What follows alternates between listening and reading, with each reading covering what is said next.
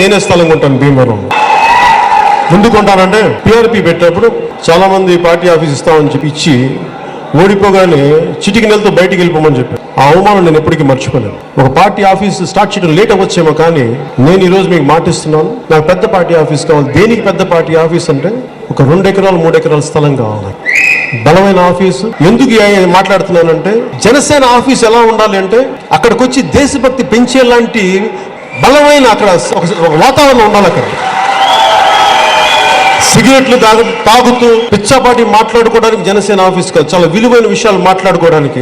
మన ఇసుక సమస్య ఉంది వచ్చి మాట్లాడటానికి. ఉదాహరణకి మన డంప్ యార్డ్ సమస్య ఉంది, గెలిచిన ఎమ్మెల్యే దాన్ని మర్చిపోయాడు, 6 నెలలు అయినా మర్చిపోయారు అని చెప్పడానికి మన ప్రాంగణంకి వచ్చి చెప్పాలి, మాకు ఈ సమస్య ఉంది, ప్రజా ప్రాంగణం కావాలి అక్కడ. అందుకని పెద్ద స్థలం అడుగుతున్నాం.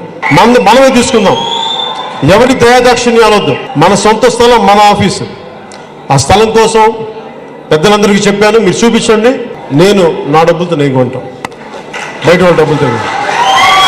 మన దేశం కోసం, మన రాష్ట్రం కోసం, మన తెలుగు జాతి కోసం, మన భీమవరం కోసం నేను మీకు అండగా ఉంటాను. గెలిపించినా గెలిపించకపోయినా, ఇంకోసారి ఓడించినా ఇంకొకసారి ఓడించినా